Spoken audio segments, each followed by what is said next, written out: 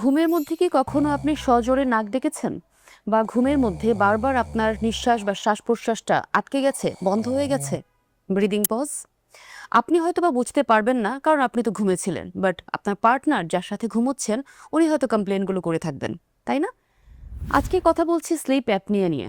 এটা একটা breathing related disorder যেটাতে আপনার ঘুমের মধ্যে বারবার শ্বাস আটকে যাওয়ার একটা প্রবণতা থাকে এবং আ অক্সিজেন লেভেল কমে যাওয়ার কারণে এটাকে বলছি আমরা ইন্টারমিটেন্ট হাইপক্সিয়া। আপনার মস্তিষ্ক বা ব্রেইন ঠিকমতো রেস্টেড হয় না। যার ফলে অনেকের কমপ্লেইন থাকে, "আমি সারারাত ঘুমিয়েছি, বাট ঘুম থেকে ওঠার পর আমি ঠিকমতো রেস্টেড না। আমার কাছে মনে হয় আমি অনেক কাজ করেছি এবং আমি একেবারেই রেস্টেড ফিল করছি না। খুব টায়ার্ড লাগছে।" যদিও আপনি অ্যাডিকুয়েট ৭ থেকে ৮ ঘন্টা ঘুমিয়েছিলেন। ঘুমের মধ্যে আপনার ব্রেইন রীতিমতো যুদ্ধ করেছে। সো আপনি কিন্তু রেস্টেড ফিল করছেন না। কি হয় স্লিপ অ্যাপনিয়াতে? সাইকোলজিক্যাল পার্সপেক্টিভ থেকে যদি বলি, ঘুমের মধ্যে যখন আপনার অক্সিজেন লেভেল বারবার আপ ডাউন করছে, ইন্টারমিটেন্ট হাইপোক্সিয়া হচ্ছে, আপনার মস্তিষ্ক কমপ্লিটলি রেস্টেড ভার্শনে যেতে পারছে না বা রেস্টেড মোডে যেতে পারছে না। তখন কি হয়? আপনি তো ফিজিক্যালি শুয়ে আছেন, বাট সাইকোলজিক্যালি ভেতর থেকে আপনি রেস্টেড ফিল না করার কারণে ঘুম থেকে যখন ওঠেন, তখন আপনার মাথা ব্যথা করতে পারে, যেটাকে আমরা মর্নিং হেডেক বলছি। কখনো, কখনো আপনার excessive day time sleeping, definitely রাতে না ঘুমালে আমাদের এই ইডিএস এর সমস্যাটা হতে পারে। ইরিটেশন বা এক্সেসিভ ইরিটেবিলিটি, লো মুড, তারপর আপনার ইম্পালসিভনেস, ওর কনসেন্ট্রেশন, আলটিমেটলি মেমোরি ইস্যুস, এই জিনিসগুলো আপনার এক্সপেরিয়েন্স করা হতে পারে। যে কারণে সাইকোলজিক্যালি একটা বড় ইম্প্যাক্ট বা নেগেটিভ ইম্প্যাক্ট আপনার লাইফে কিন্তু থাকে। প্রোডাক্টিভিটি কমে যায়, প্রপারলি ফাংশনিং থাকতে পারবেন না। অ্যাট দ্য সেম টাইম বা এন্ড অফ দ্য ডে আপনি যেটা ফিল করবেন সেটা হচ্ছে আপনি ঘুমাচ্ছেন, আপনার স্লিপ সাইকেল সব ঠিকঠাক আছে, বাট তবুও কোথায় যেন আপনি রেস্টেড না, কোথায় যেন আপনি ইরিটেটেড, কোথায় যেন আপনি প্রচণ্ড রকমের বিরক্ত। কারণটা হচ্ছে আপনি স্লিপ অ্যাপনিয়াতে সাফার করছেন।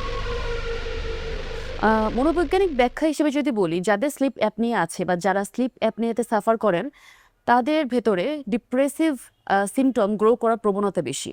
কারণ তারা এমন একটা সমস্যার ভেতর দিয়ে যাচ্ছেন যেটা তারা আসলে কখনো আইডেন্টিফাই করতে চান না কিংবা পারেন না। তারা জানেন তারা ঘুমোচ্ছেন, বাট ঘুমের ভেতরে কি চলছে আসলে তারা জানেন না। এই ব্যাপারটা আস্তে আস্তে তাদেরকে ডিপ্রেশনের দিকে নিয়ে যায়। অ্যাংজাইটি ডেভেলপ করতে পারে, বুক ধড়ফড়, পালপিটেশন, গলা শুকিয়ে আসা বা ড্রাই মাউথ, এই জিনিসগুলো হতে পারে। গ্যাস্পিং হতে পারে, চোকিং হতে পারে গলার ঠিক এই জায়গাটাতে, বাট কোনোটাই কিন্তু আমার কনসিয়াসনেসের মধ্যে না, কারণ তখন আমি ঘুমে, আমি জানি না।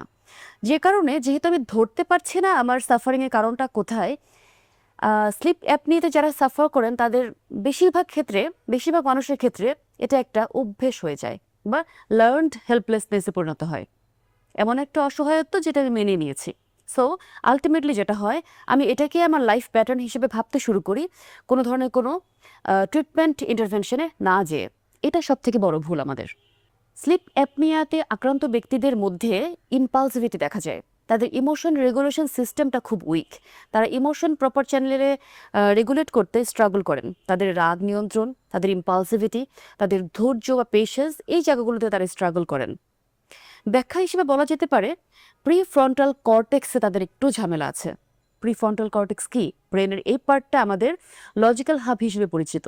আমাদের যে কোনো ধরনের ডিসিশন মেকিং বা প্রবলেম সলভিং বা রিজনিং আমরা প্রিফ্রন্টাল কর্টেক্স থেকে করি। যখন এই জায়গায় আমাদের সাফারিং থাকবে বা স্ট্রাগল থাকবে, ডেফিনেটলি আমরা ইমোশনাল হয়ে ডিসিশন নেব, এবং ইমোশন সবসময় আমাদেরকে লজিক্যাল ওয়েতে তো গাইড করবে না, তাই না? সো আমরা ইম্পালসিভ হয়ে যাই, আমরা অতিরিক্ত রেগে যাই, খুব সহজে ইরিটেটেড হয়ে যাই, খুব তাড়াতাড়ি ধৈর্য হারিয়ে ফেলি। যে কারণে যাদের স্লিপ অ্যাপনিয়া আছে খেয়াল করে দেখবেন তারা খুব ইম্পালসিভ হয়। রিলেশনশিপগুলোতে তাদের সাফারিং অনেক বেশি। ছোটোখাটো রিলেশনশিপ ক্রাইসিস বা কনফ্লিক্টগুলো তারা সহজে হ্যান্ডেল করতে পারেন না কিংবা সাফার করেন। সাইকোলজিস্ট হিসেবে বলবো, স্লিপ অ্যাপনিয়া ট্রিটমেন্ট হিসেবে কখনো কখনো শুধু মেডিকেশন যথেষ্ট নয়। মেডিকেশনের পাশাপাশি একটা প্রপার স্লিপ হাইজিন থাকাটা গুরুত্বপূর্ণ। At the same time regular daily lifestyle modification, এটাকে আমরা খুব প্রাধান্য দিয়ে থাকি।